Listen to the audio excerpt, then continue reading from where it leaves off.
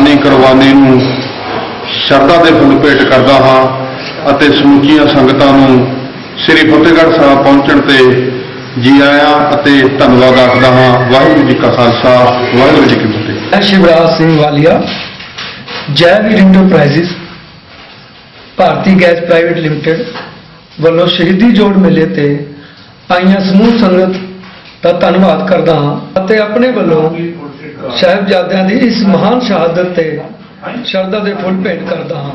धन्नवाद। सिंह सहायक civil surgeon Fatehgarh Sahib अपने वालों ते अपने परिवार वालों शहीदी जोड़ मेल ते आईयां समूह संगतां दा स्वागत करदा ते इस मौके छोटे साहिबजादे बाबा जोरावर सिंह, बाबा फतेह सिंह अते माता गुजर कौर दी शहादत नूं शरधा दे फुੱਲ भेंट करदा। मैं डॉक्टर जसवंत सिंह सहायक सिविल सर्जन चैनल 1 वालों पंजाबी बुलेटिन शुरू करन ते इन्हां नूं लख लख बधाई दिंदा ते नाल ही कामना करदा कि ये चैनल दिन दुगनी रात चौगुनी तरक्की करे। मैं कुलविंदर सिंह डेरा जिला खजानची श्रोमणी अकाली दल धन श्री गुरु गोबिंद सिंह जी दे दोए साहिबजादे धन धन बाबा जोरावर सिंह जी, धन धन बाबा फतेह सिंह जी ਅਤੇ माता गुजर कौर जी ਵੱਲੋਂ ਅਟੁੱਟੀ ਕੁਰਬਾਨੀ ਨੂੰ ਸ਼ਰਧਾ ਦੇ ਫੁੱਲ ਭੇਟ ਕਰਦਾ ਹਾਂ। आप चाहते हैं एक बेहतर घर, हम साकार करते हैं आपका हर सपना। हमें ख्याल है आपकी सुरक्षा का, हमें ख्याल है आपकी जरूरतों का। यहाँ आएंगे तो बाकी दुनिया भूल जाएंगे। ये है सनवर्ल्ड का वनालिका, आपके सपनों का घर ही नहीं बल्कि आपके सपनों की दुनिया।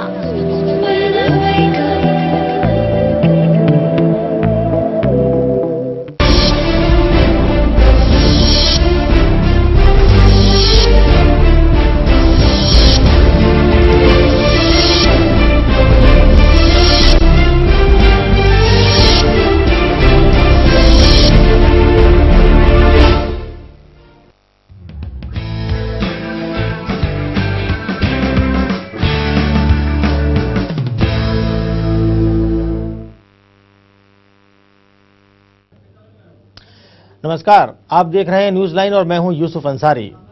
दिल्ली में आज राजनीतिक गहमागहमी का दिन रहा। दिल्ली में हुई राष्ट्रीय विकास परिषद की बैठक में माकूल वक्त नहीं मिलने से तमिलनाडु की मुख्यमंत्री जयललिता भड़क गईं और बैठक का बायकॉट करके चली गईं, जबकि गुजरात के सरदार नरेंद्र मोदी ने यूपीए की नीतियों पर निशाना साधा। वहीं दूसरी तरफ गैंगरेप मामले में हो रहे विरोध प्रदर्शन पर राष्ट्रपति के बेटे और कांग्रेस के सांसद अभिजीत मुखर्जी के बेतुके बयान से बवाल खड़ा हो गया। हालांकि अभिजीत ने हंगामा खड़ा होता देख माफी मांग ली, लेकिन बवाल थमने का नाम नहीं लिया। इन तमाम मुद्दों पर हम न्यूज लाइन में चर्चा करेंगे पूरे 1 घंटा।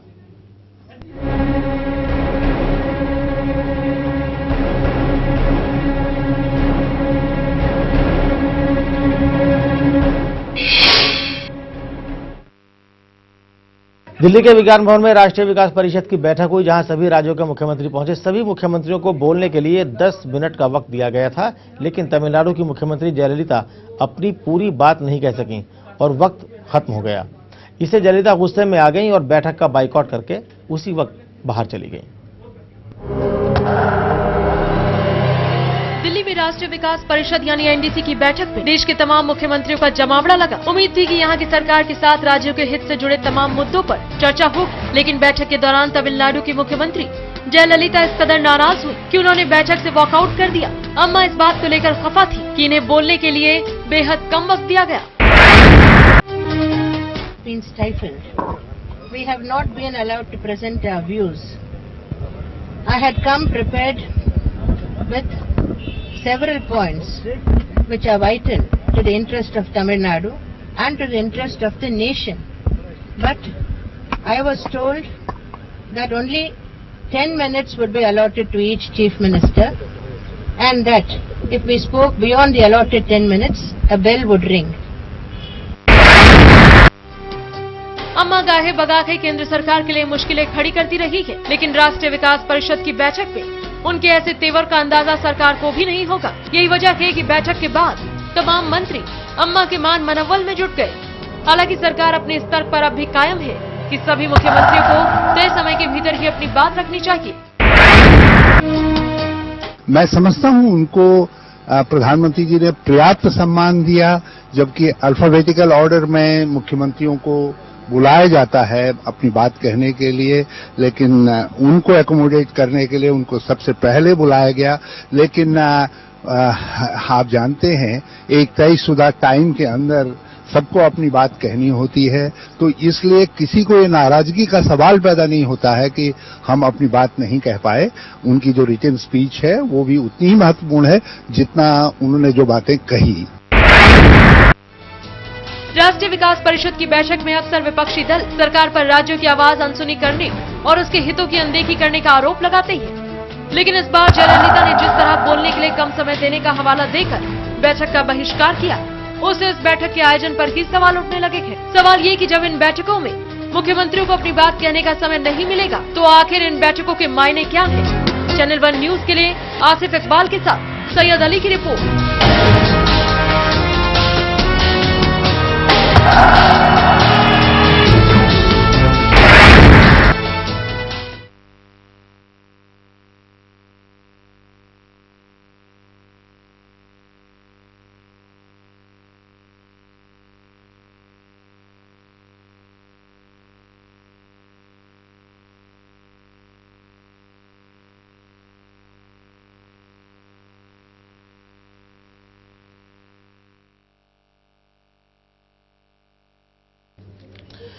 प्रधानमंत्री मनमोहन सिंह की अगुवाई में राष्ट्रीय विकास परिषद यानी एनडीसी की बैठक में तमाम मुख्यमंत्री शामिल हुए, जिसमें गुजरात की कमान लगातार चौथी बार संभालने वाले नरेंद्र मोदी भी शामिल थे। मोदी ने अपने पुराने अंदाज में यूपीए सरकार और प्रधानमंत्री की नीतियों पर पूरी तरह से एक तरह घेरने की कोशिश की।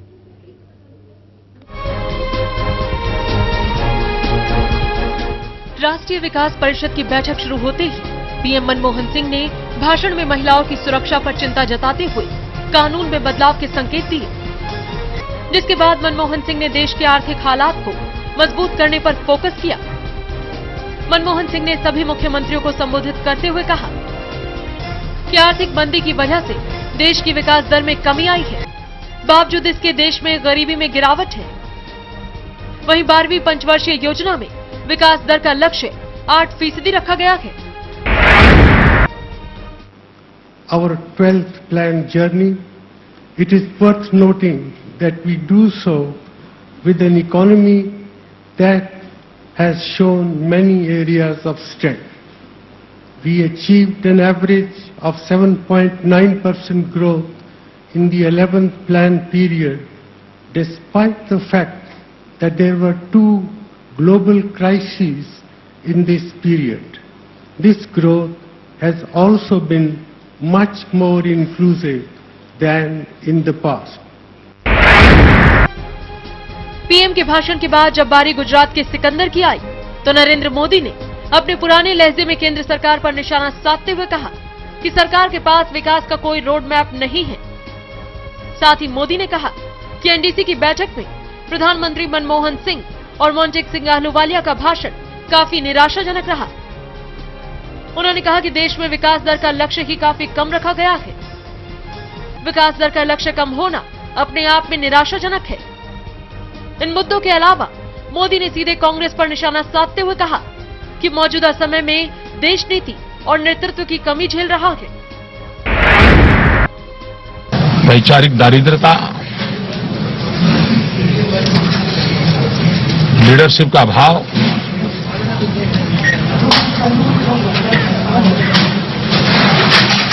नीतियों का अभाव, पॉलिसी पैरालिसिस, इन सारे कारणों से एक बहुत ही स्टेग्नेंसी का अनुभव देश कर रहा है। नेगेटिव ग्रोथ की दिशा में हम जा रहे हैं और वो कभी भी देश का भला नहीं करेंगे। ये चिंता मैंने आज जताई है। मोदी लगातार चौथी बार गुजरात की सत्ता पर काबिज होने के बाद पहली बार दिल्ली आए थे और आते ही एनडीसी की बैठक में सरकार को घेरने की भरपूर कोशिश की। वहीं मोदी के बयान पर कांग्रेस खेमे से पलटवार होने में देरी नहीं हुई।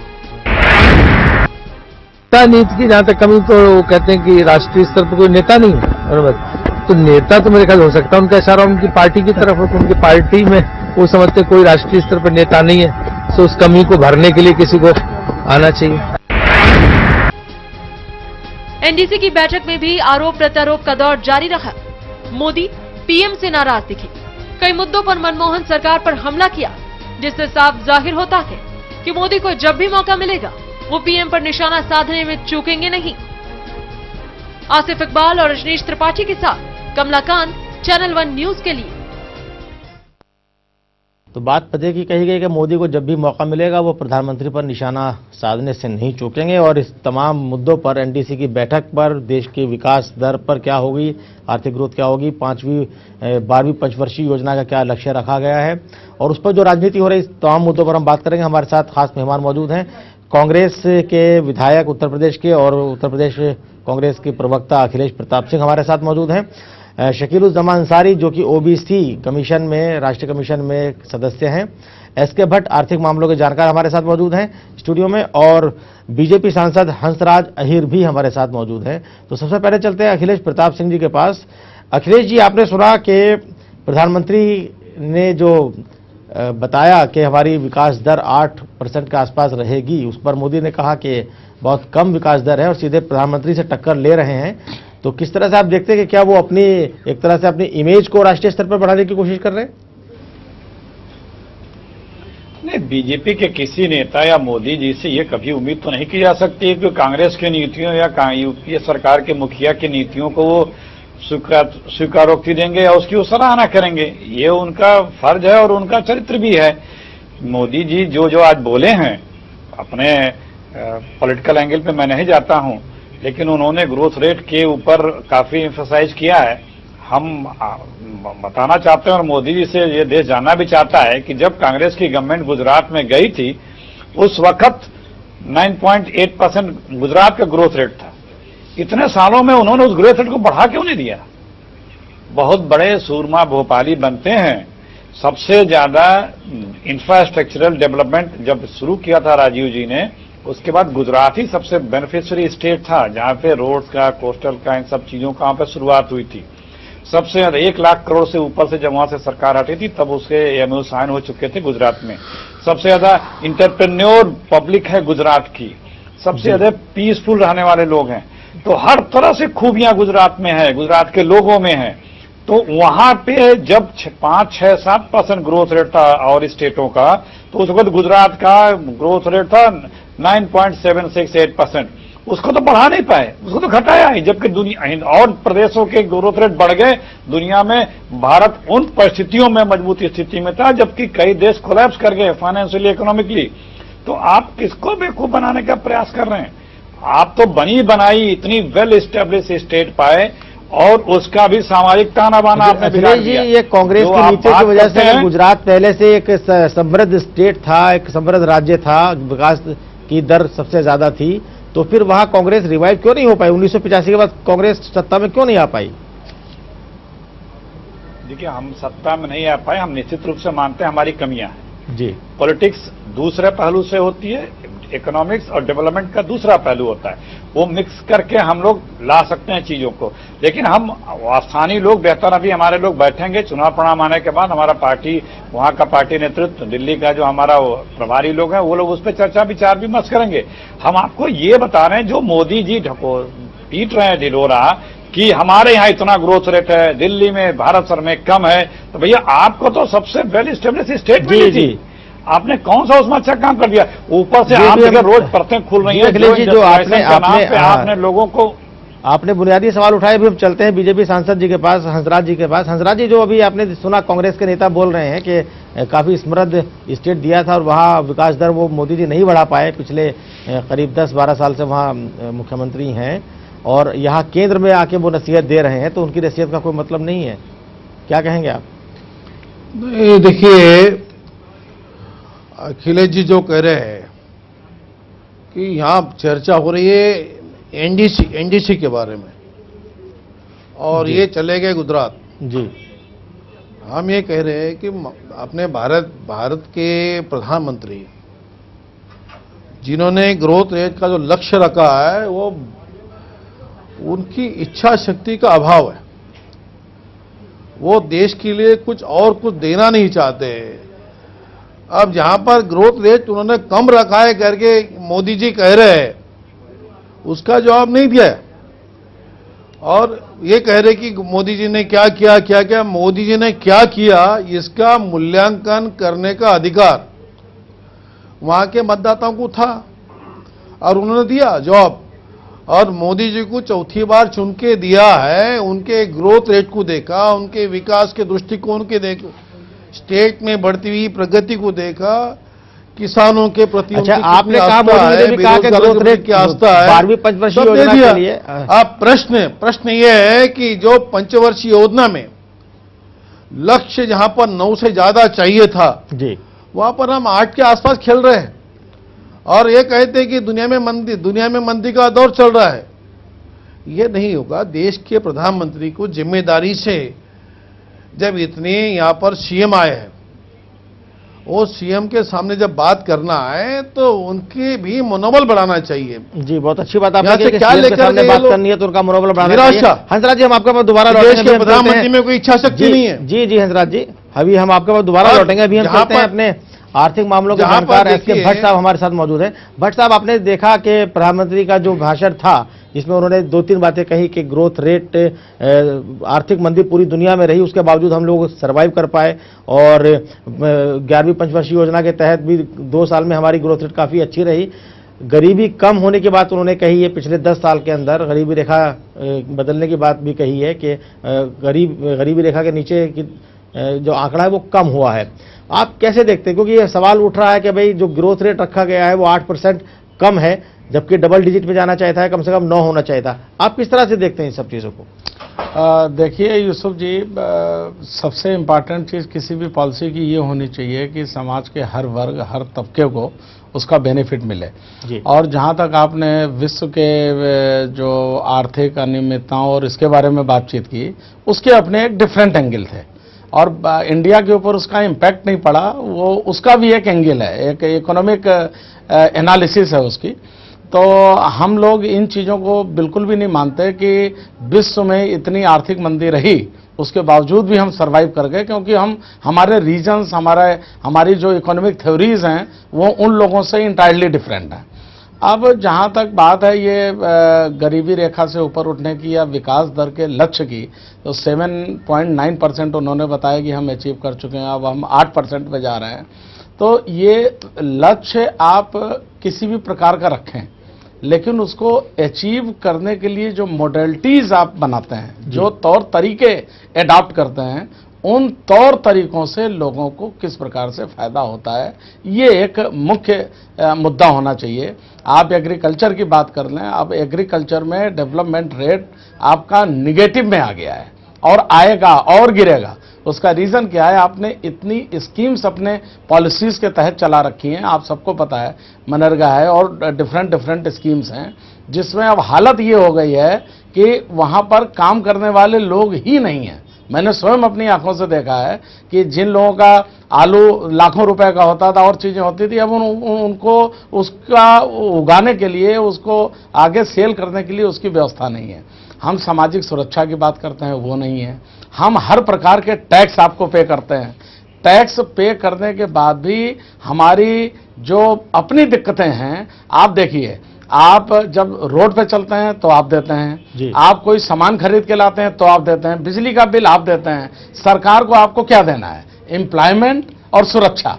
इस दोनों में ही जो हमारी पॉलिसीज हैं वो अभी तक कारगर नहीं हो पाई हैं जी। और इस पे हमारा हम लोगों का सिंपल एक स्टेटमेंट ये है कि हमें इसके क्रियान्वयन की जो मॉडलिटीज हैं, इंटरनल एनालिसिस है कि आपने लक्ष्य एक तय कर दिया, उसको अचीव करने के लिए आप किस किस मॉडलिटी से गुजरेंगे और उससे समाज को क्या, हर तबके को किस तरीके से फायदा होगा, ये एक प्रमुख मुद्दा है जी। और हर जगह हमने बात कही कि समाज के हर मुद्दे, हर तबके को उससे फायदा होना चाहिए, उसकी मॉडलिटी तय होनी चाहिए। हम बात करते हैं शकील-उज़्ज़मान अंसारी साहब से। शकील साहब, आप ओबीसी कमीशन के सदस्य हैं और ये कमीशन देखता है कि ओबीसी के क्या मसले हैं। तो जिस तबके की बात अभी भट्ट साहब ने कही कि हर तबके को मिलना चाहिए, तो आप क्या देखते हैं जो समाज का सबसे निचला तबका है, चाहे उसके अंदर ओबीसी हो, चाहे उसमें दलित हो, चाहे उसके अंदर अल्पसंख्यक वर्ग हो, उनके लिए क्या आज की मीटिंग से संदेश जाता है? कुछ है उनके लिए? देखिए, सबसे इम्पॉर्टेंट फैक्टर तो ये है कि थोड़ी सी जर्नल बातों पर हम लोग विचार कर रहे हैं, फिर भट्ट साहब की बात बहुत इम्पॉर्टेंट उस पर करेंगे।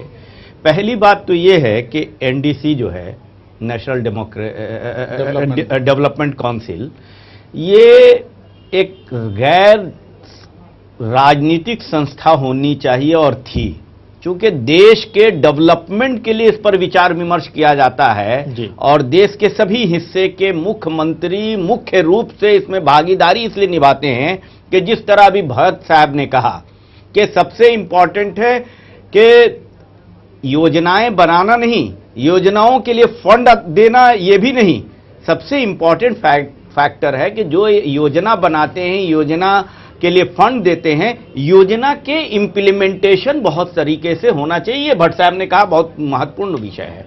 तो ये सबसे इंपॉर्टेंट जो ये मीटिंग होती है जिसमें चीफ मिनिस्टर्स को बुलाए जाते हैं, चूंकि हमारा जो हमारा डेमोक्रेटिक सेटअप है, जो पार्लियामेंट्री डेमोक्रेसी है, कॉन्कर्ड लिस्ट है, उसमें इंप्लीमेंटेशन का तो राइट सारे स्टेटों को है। केंद्र सरकार योजनाएं बनाती है, दिशा निर्देश बनाती है और उनको पैसे दे देती है, इंप्लीमेंटेशन स्टेट वाले करते हैं। अब उसमें ग्रोथ रेट आगे हो या पीछे हो, सरकार ने ग्रोथ रेट अचीव किया है, आगे पंचवर्षीय योजना में ग्रोथ रेट लेना है, वो बहुत महत्व नहीं रखता। इंप्लीमेंटेशन अगर राज्य सरकारें अगर अच्छी तरह से उसको करेंगी तो ग्रोथ रेट तो ऑटोमेटिक बढ़ जाएगा। उसमें मोदी जी को कोई दिक्कत नहीं होनी चाहिए या जयललिता जी को वॉक करने की जरूरत नहीं होना चाहिए, वॉकआउट करने की, इसलिए कि वहां पर विचार विमर्श करके इंप्लीमेंटेशन करना है, वहां राजनीति नहीं करनी है। लेकिन हो ये रहा है कि चुनाव के दृष्टि से जो 14 का चुनाव है, ये जो सबसे महत्वपूर्ण देश के विकास की संस्था है, उसमें भी राजनीति दिख रही है जो उचित नहीं है। बहुत सही बात आपने कही कि उसमें राजनीति दिख रही है। अब हम चलते हैं, हमारे वरिष्ठ पत्रकार फजल इमाम साहब भी हमारे साथ जुड़े हुए हैं, उसके बाद चलते हैं और उनसे लेते हैं एक पत्रकार की हैसियत से वो इस पूरे मामले को कैसे देखते हैं। नरेंद्र मोदी का यूपीए सरकार पर तीखा हमला करना, चुनाव जीतने के बाद गुजरात में पहली बार वो दिल्ली आए हैं, पहली बार एनडीसी की मीटिंग में हिस्सा ले रहे हैं, और जयललिता का बाइकआउट कि सिर्फ इतनी सी बात पर कि हमें बोलने के लिए कम वक्त दिया गया। फजल साहब, किस तरह से आप देखते हैं दोनों चीज़ों को? यूसुफ भाई, शकील भाई की बात को मैं आगे बढ़ाऊंगा। उन्होंने बहुत ठीक कहा कि जब राष्ट्रीय विकास परिषद का गठन हुआ था तो वो गठन एक बहुत अच्छे मकसद के तहत हुआ था, ताकि देश के सारे मुख्यमंत्री आए इस परिषद में बैठे और अपने अपनी राज्यों की समस्याएं पहले। लेकिन धीरे धीरे अब ये एक राजनीतिक मंच ज़्यादा बन गया है। हर प्रदेश के मुख्यमंत्री जो केंद्र और राज्य सरकारों के बीच यहाँ दूरी ज़्यादा बढ़ती है, विकास की बातें कम होती है। होनी ये जबकि होनी विकास की बातें ज़्यादा होनी चाहिए, लेकिन ऐसा हो नहीं रहा है। नरेंद्र मोदी जी का अपना एजेंडा है, जयललिता का अपना एजेंडा है, नीतीश जी आए, दूसरे विकास पुरुष हैं, बिहार से वो आए, उनका अपना रोना था।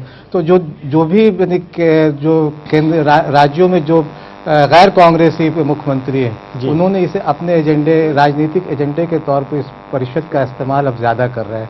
ये बहुत गंभीर विषय है, इस पर गंभीरता से राजनीतिक दलों को भी सोचना चाहिए कि हम इस परिषद का इस्तेमाल किस तरह करें, क्योंकि सिर्फ जब तक आप पूरे देश का विकास नहीं होगा और सिर्फ अपने अपने प्रदेश की बात हम करते रहेंगे तो बात बनने वाली नहीं। अखिलेश प्रताप जी हो या अहीर जी हो, उन दोनों ने अपनी अपनी बातें कही और जाहिर है कि उनका जो राजनीतिक एजेंडा था उसके तहत बातें की। गुजरात की बात लीजिए या पूरे देश की बात लीजिए, किसान आज आत्महत्या कर रहे हैं, महंगाई बढ़ रही है, भ्रष्टाचार बढ़, इस पर चर्चा होनी चाहिए कि किस तरह से किसानों की आत्महत्या को रोका जाए। ऐसा नहीं कि गुजरात में सब कुछ चमकदार है, नरेंद्र मोदी चुनाव जीत के आए लेकिन वहाँ कुपोषण है, वहाँ भी किसान आत्महत्या कर रहे हैं, पानी की समस्याएं, बिजली की समस्याएं। आप भले ठीक है कि चुनाव आप लगातार तीसरी बार मुख्यमंत्री, चौथी बार मुख्यमंत्री वहाँ के बने, लेकिन ऐसा नहीं है कि गुजरात बहुत ज़्यादा, गुजरात के ग्रामीण इलाकों में खास के, क्योंकि गुजरात का अधिकांश हिस्सा एक शहरी इलाका है, इसलिए गुजरात एक चमकदार गुजरात लगता है और ये पहले से है। ये ऐसा नहीं है कि नरेंद्र मोदी के जाने के बाद मुद्दों पर चर्चा होनी चाहिए। जो आम आदमी से सीधे जुड़े हुए मुद्दे हैं उन पर चर्चा होने के बजाय वहां राजनीति हो रही है। हंसराज जी, जो अभी फजल इमाम साहब वरिष्ठ पत्रकार हैं, उन्होंने ये बात कही है कि एनडीसी यानी राष्ट्रीय विकास परिषद की बैठक एक राजनीति का मंच बन गई है और 2014 के चुनाव को देखते हुए जो विपक्षी दल खासतौर से है बीजेपी और उनके दूसरे सहयोगी दल, वो इसको एक तरह से राजनीति का अखाड़ा बना रहे हैं और अपने 2014 का एजेंडा सेट कर रहे हैं। नहीं देखिए, ऐसी बात अगर होती तो मोदी जी की जो स्पीच हुई है, उन्होंने गुजरात के लिए कुछ मांगा नहीं है, उन्होंने देश के हित में कुछ कहने का प्रयास किया है। और जयललिता जी अगर वहां पर बहिष्कार डालती है तो वहां की तमिलनाडु की जनता का प्रतिनिधि के रूप में एक वहां पे मुख्यमंत्री आए, उनके कुछ कहना था, उनको कहने के लिए समय नहीं दिया गया। एक महिला समय तो सबके लिए 10 मिनट का फिक्स था, 2 मिनट अधिक मिल जाते तो शायद वो बोल भी देती। नहीं, समय अगर सारे मुख्यमंत्रियों के लिए 10 मिनट का समय निर्धारित किया गया है तो फिर वो जयललिता उसमें ज्यादा वक्त क्यों चाहती हैं? बार बार प्रधानमंत्री कह रहे हैं, मैं ये मानता नहीं। देश में 43% बच्चे कुपोषित हैं जी, महिलाओं के शरीर में खून नहीं है, बेरोजगारी बढ़ती जा रही है, कृषि क्षेत्र जैसे अभी कहा हमारे भट्ट जी ने कि पूरा हर दिन पिछड़ता जा रहा है। जो देश को कृषि प्रधान देश कहा जाता है, वहां पे एमएसपी हम देते नहीं बराबर, वहां खाद के प्रति हमारे सरकार की आस्था नहीं, सब्सिडी बंद की जा रही है। ये जो क्षेत्र है ये विकास के क्षेत्र है, यह आय के क्षेत्र है।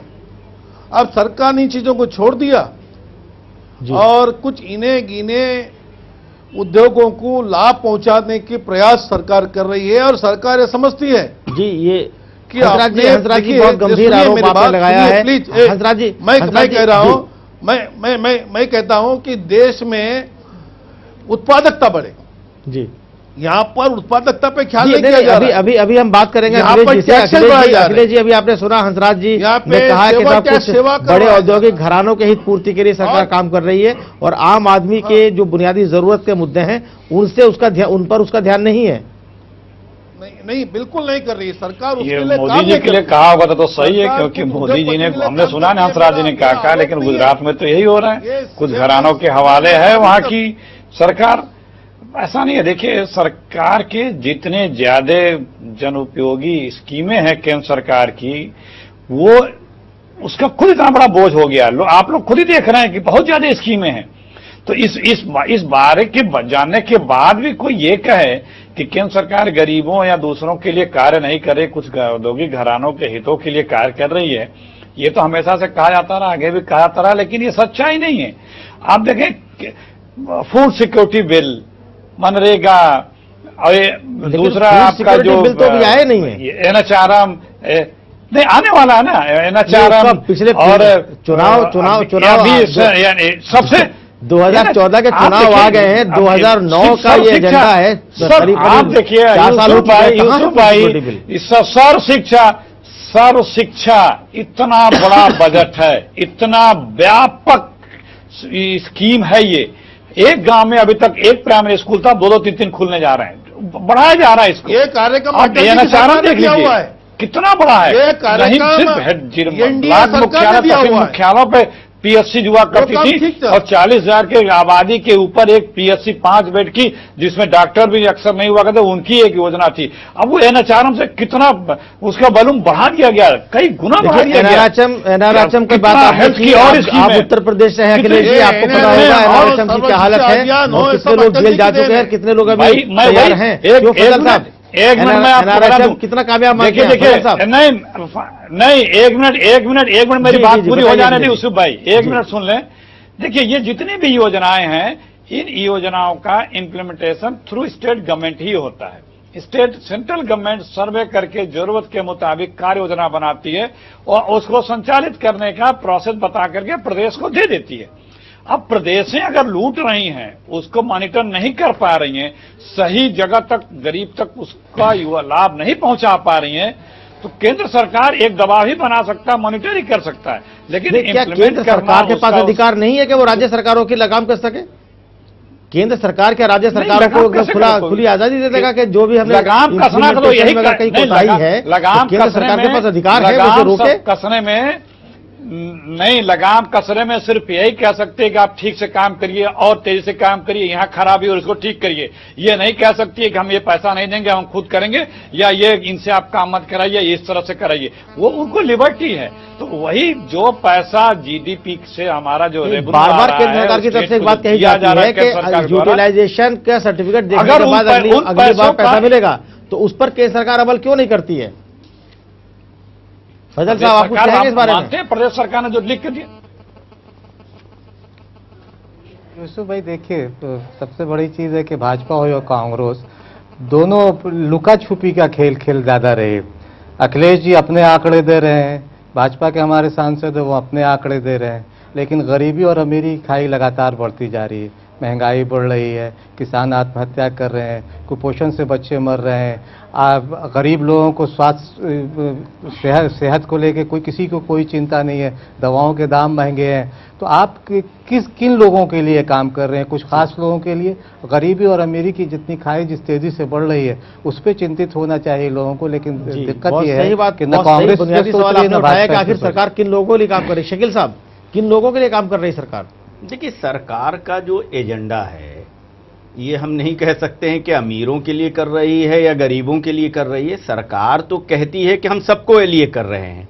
इस मुल्क में अगर इंडस्ट्रियलाइजेशन का क्रांति लाना है तो उसके लिए हमको लिबरलाइजेशन करना पड़ेगा, और उसके लिए हमको इंडस्ट्रियलिस्ट की भी मदद करनी पड़ेगी कि बाहर से पूंजी इस देश में आए। और उसी तरह से जिस तरह से अभी हमारे भट्ट साहब बोल रहे थे कि इतने स्कीम्स और इतने फंड्स चले गए हैं ब्लॉक के अंदर किसानों के लिए और रोजगार गारंटी योजना में, और अभी हमारे भाई अखिलेश जी बता रहे थे जितनी स्कीम गई है, और सोशल सेक्टर में सरकार ने जितना ज्यादा फंड दिया है, इससे ये बात निश्चित रूप से ये सिद्ध होती है कि गरीब लोगों की मदद के लिए सरकार आगे है। अब रहा जहां इंप्लीमेंटेशन, यूसुफ भाई आप बता रहे थे कि इंप्लीमेंटेशन का जहां तक ताल्लुक है, इंप्लीमेंटेशन मैंने कहा कि ये जो हमारा डेमोक्रेटिक सेटअप है, इस सेटअप में राज्य सरकारों का दायित्व है और उनको हम फंड देते हैं, उसका वो क्रेडिट भी लेते हैं।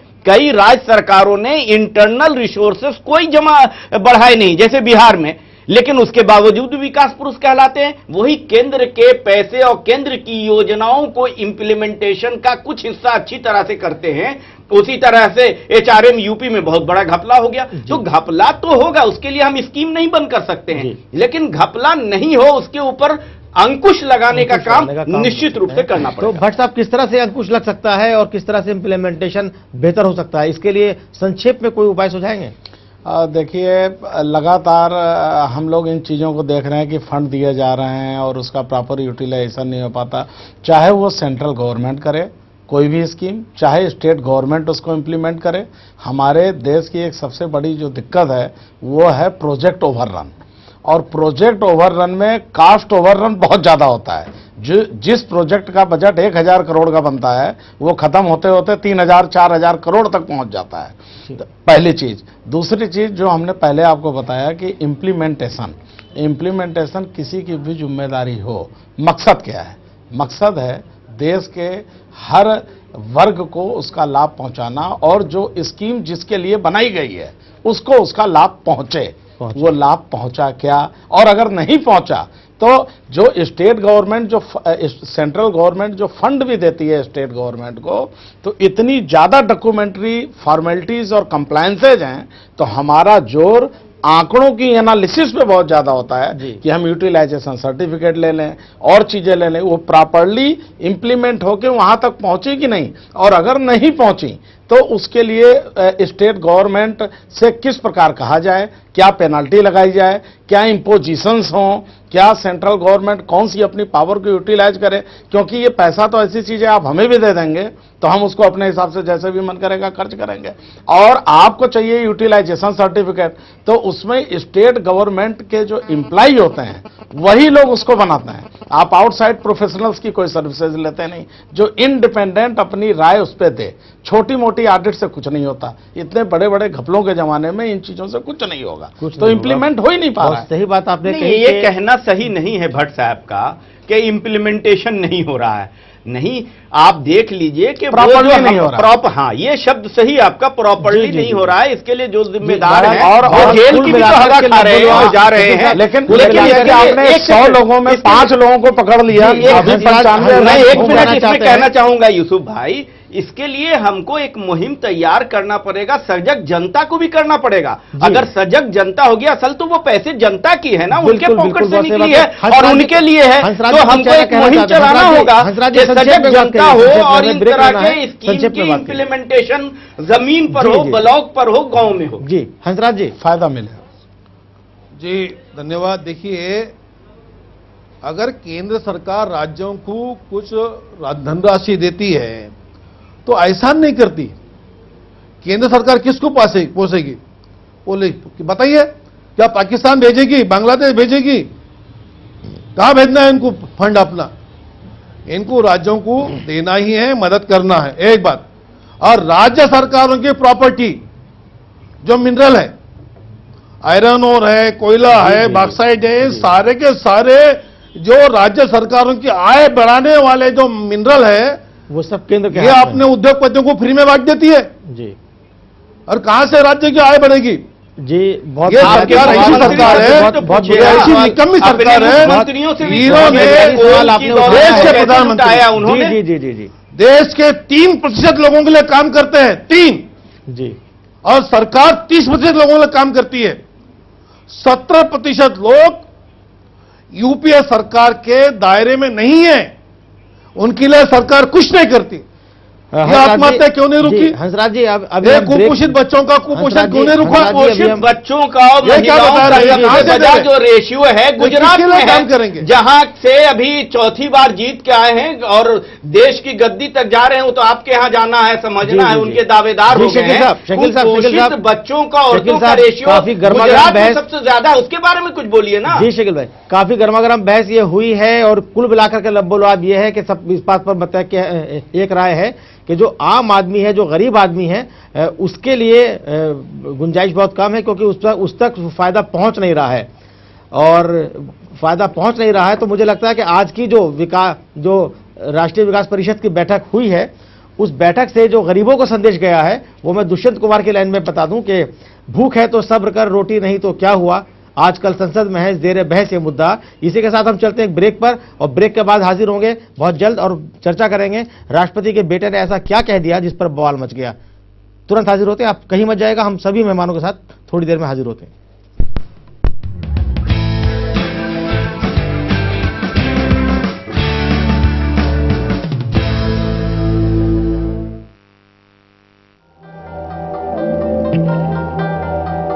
आप चाहते हैं एक बेहतर घर, हम साकार करते हैं आपका हर सपना। हमें ख्याल है आपकी सुरक्षा का, हमें ख्याल है आपकी जरूरतों का। यहाँ आएंगे तो बाकी दुनिया भूल जाएंगे। ये है सनवर्ल्ड का वन्नालिका, आपके सपनों का घर ही नहीं बल्कि आपके सपनों की दुनिया।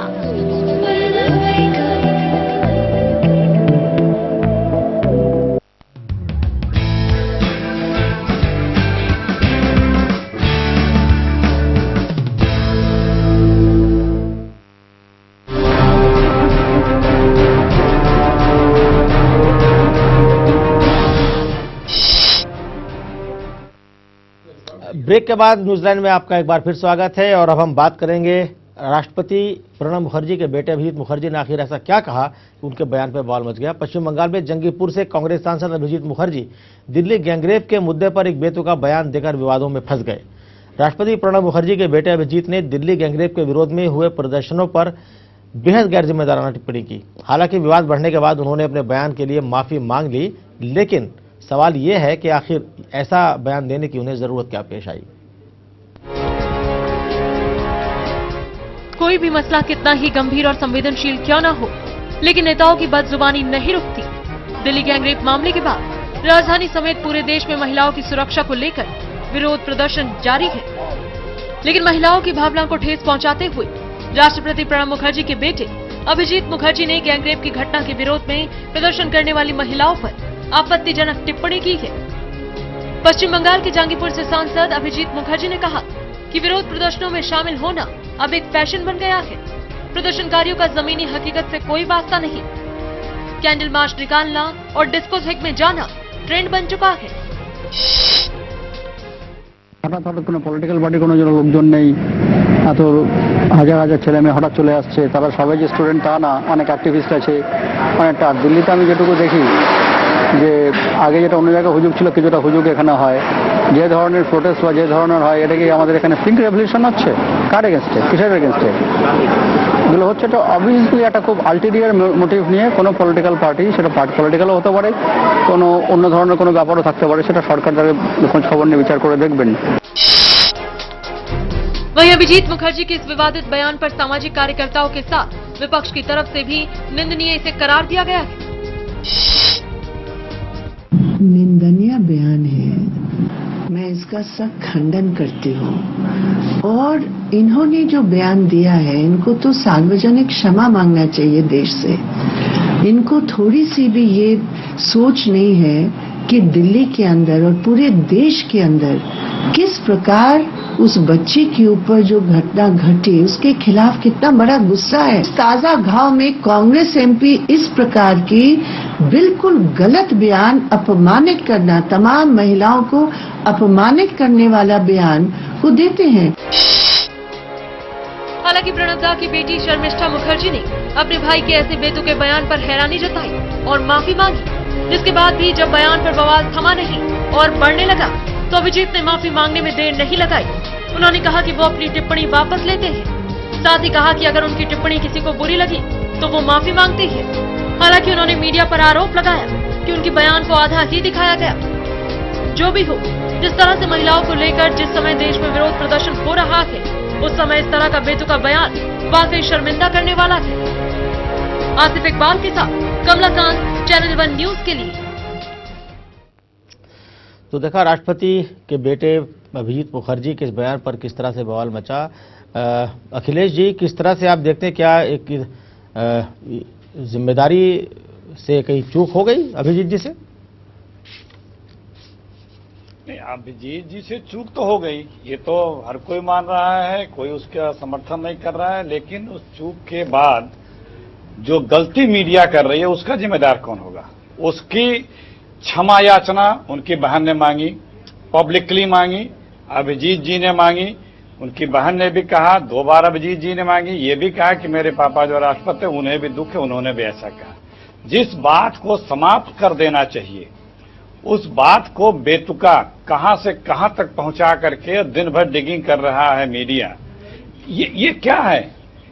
ये सभ्य समाज है। दूसरे की सभ्यता की आप उम्मीद करते हैं इस देश में अगर कोई पश्चाताप करे, कोई क्षमा मांग ले, कोई गलती स्वीकार कर ले तो उसको क्षम देने का पूरा अधिकार बनता है और वो आदमी क्षम कर दिया जाता है और फिर उसकी चर्चा बंद कर दी जाती है। जी, बहुत आप किसी की हिम्मत, लोग जाकर के अभिजीत बनर्जी से पूछने इस्तीफा देंगे, ये करेंगे, वो करेंगे। मैं रवि अपने चैनल पर पूछा, जब इससे गंदे गंदे बयान मोदी ने दिया था तो किसी मीडिया पर्सन के, मैं इतना हार्ड बोलता नहीं हूं लेकिन बोलना माफ करिएगा, किसी मीडिया पर्सन की हैसियत हुई कि मोदी से पूछ सकें जब शशि थरूर के पत्नी के बारे में बोला था? आज तो आप उनसे जिस तरह का चाहे सवाल आप कर भी ले रहे हैं, वो बेचारे क्षमा भी मांग रहे हैं, गलती हुई, चूक हुई, सब कुछ स्वीकारने को तैयार हैं। लेकिन जो उसके बाद मीडिया का रोल है, अखिलेश जी ने सवाल उठाया है दूसरे को तो ये देखना है कि क्या चरित्र है, लेकिन अपना चरित्र मीडिया देख ले, अपना चरित्र देख ले। हंसराज जी, जो एक हैसियत नहीं वो किसी की मोदी से सवाल कर सके। हंसराज जी, आपने सुना अभी अखिलेश जी ने जो कहा और उन्होंने इस पर भी आपत्ति जताई कि इतना क्यों इस बयान को उछाला जा रहा है। जी, अखिलेश जी की एक बात ठीक लगी कि उन्होंने कहा है कि अभिजीत का जो बयान है वो ठीक नहीं है, वो गलत है। उन्होंने इनडायरेक्ट उसकी निंदा की है। जी, मैं ये कहता हूं, अगर अभिजीत मुखर्जी लोकसभा के संसद सदस्य है और इतना ही नहीं तो कांग्रेस पार्टी के वरिष्ठ नेता रहे और आज के देश के सबसे उच्च पदस्थ पद आदरणीय सम्माननीय प्रणब दा मुखर्जी जो राष्ट्रपति है उनके सुपुत्र है मुझे तो पहले कहना है कि प्रणव दा जी के, राष्ट्रपति जी के और अभिजीत जी के बयान में कितना अंतर है, स्वभाव में कितना अंतर देख रहे हैं हम। मुझे कांग्रेस पार्टी के सांसद ने ऐसा कहा इसका आश्चर्य नहीं है जी, लेकिन प्रणव दा जी के सुपुत्र ने ऐसा कहा। अब इन्हें सुपुत्र कहे या न कहे ये भी प्रश्न है। महिलाओं का इतना अपमान कि जो महिलाएं एक पीड़ित लड़की पर, जिस पर इतना अत्याचार हुआ, वो जान और जिंदगी और मौत से लड़ रही है, पूरे देश में आंदोलन है हो रहे, महिला स्वयं स्फूर्त किसी भी राजनेता के बगैर आंदोलित है, आंदोलन कर रही है। और दिल्ली सरी के शहर में अगर महिलाएं अपने रहन सहन अच्छे कपड़े पहनती है, इसका अर्थ क्या है?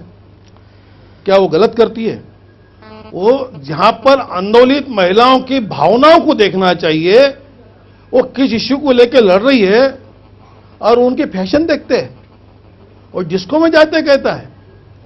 और इतना ही नहीं तो ये तो इन्होंने कहा, मुख्यमंत्री कही थी कि रात में मत घूमिए, कोई कांग्रेस का नेता कहता है कि भाई कपड़े के बच के पहनिए, फैशन के कपड़े मत पहनिए। ये कैसे उनके अधिकार पे क्यों हनन किया जा रहा है? जी पर हमला मत कीजिए।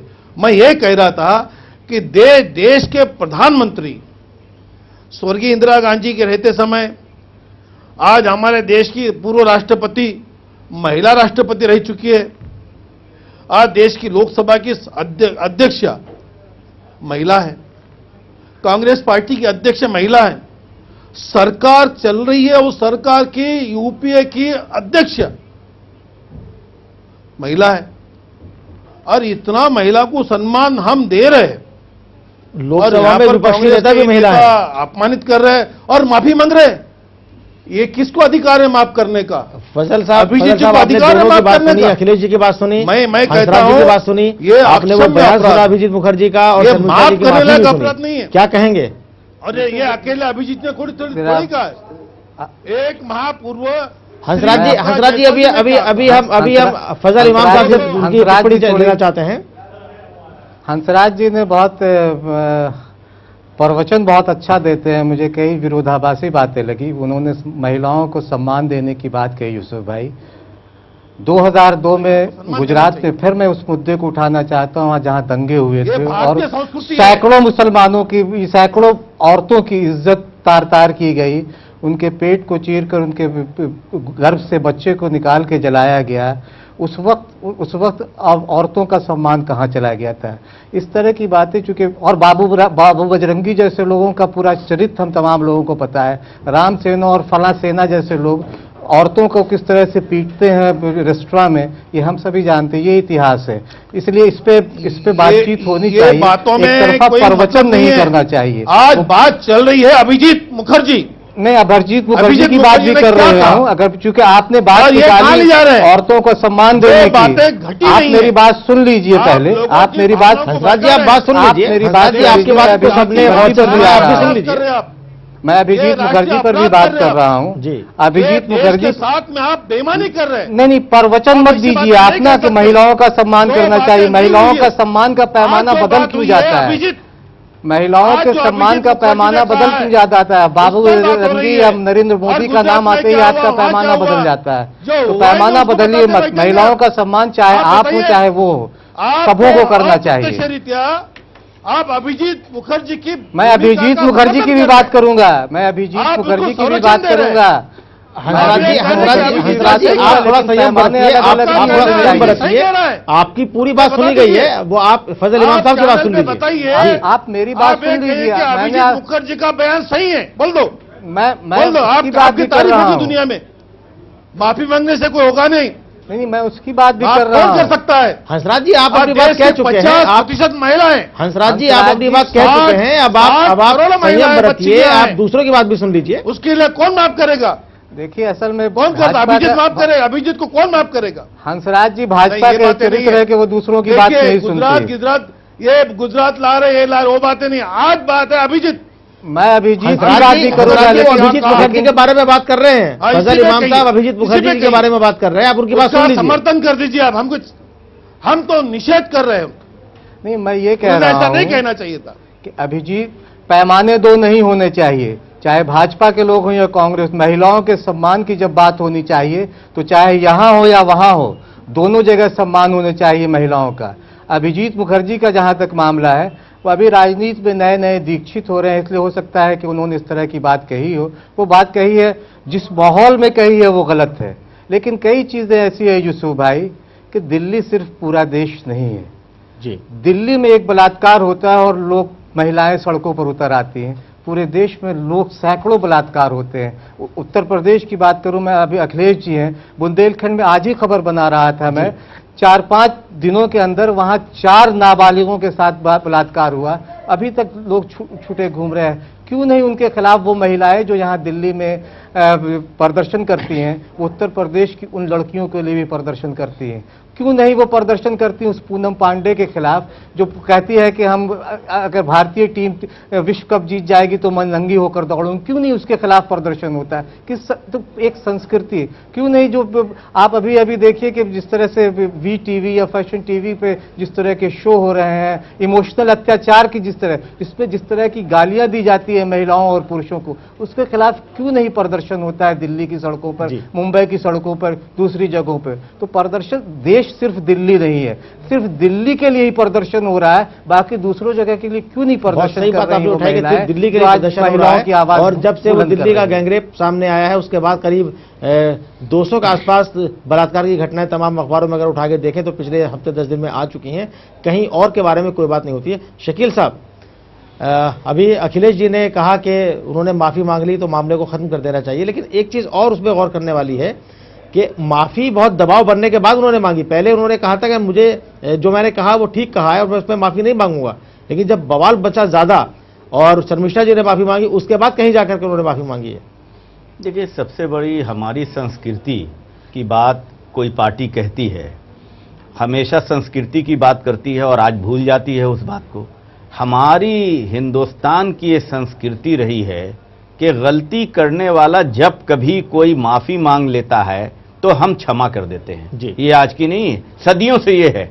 ये अलग बात है कि उसने ऐसे समय में अभिजीत ने जो बात कही वो सही नहीं, उचित नहीं है और इसीलिए तो उसे माफी मांगना पड़ा, वरना उनकी पार्टी पूरी खड़ी होती, कांग्रेस उनके खिलाफ अगर गलत बात नहीं होती तो उनके पिता उनके खिलाफ खड़े होते, उनके परिवार के लोग उनके खिलाफ खड़े होते।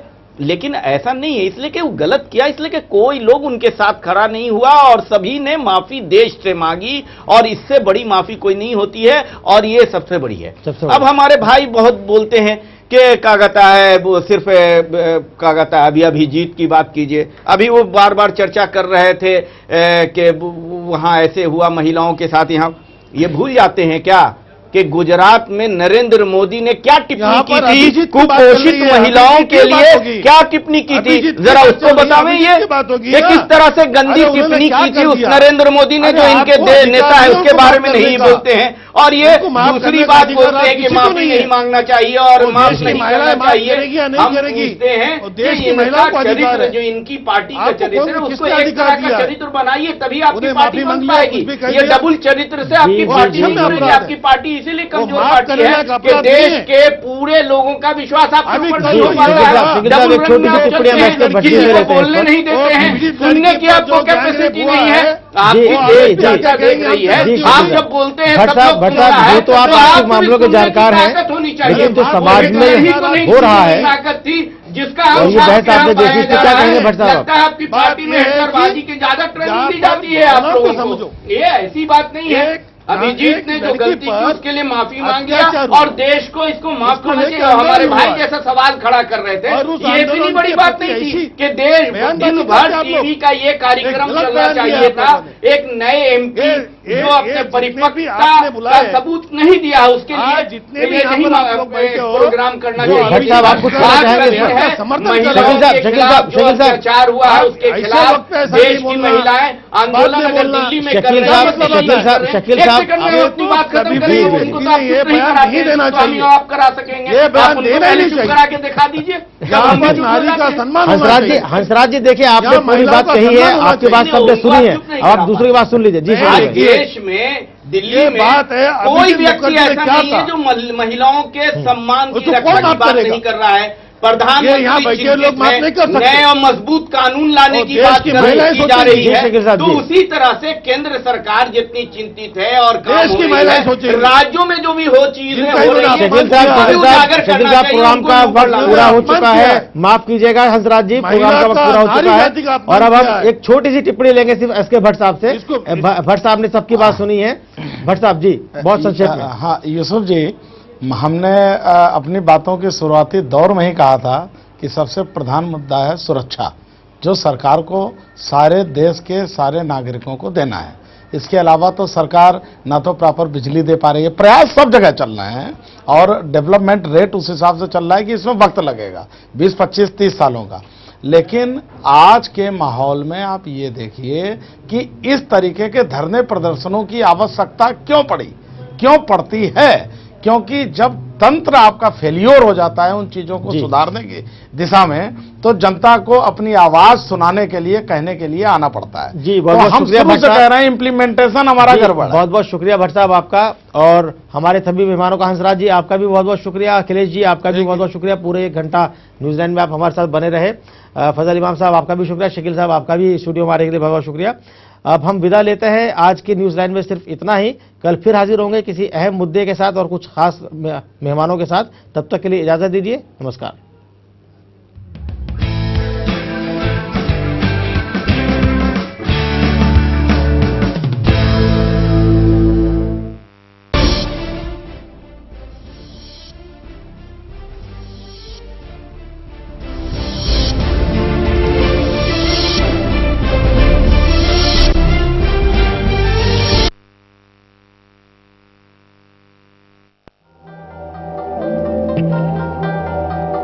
आप चाहते हैं एक बेहतर घर, हम साकार करते हैं आपका हर सपना। हमें ख्याल है आपकी सुरक्षा का, हमें ख्याल है आपकी जरूरतों का।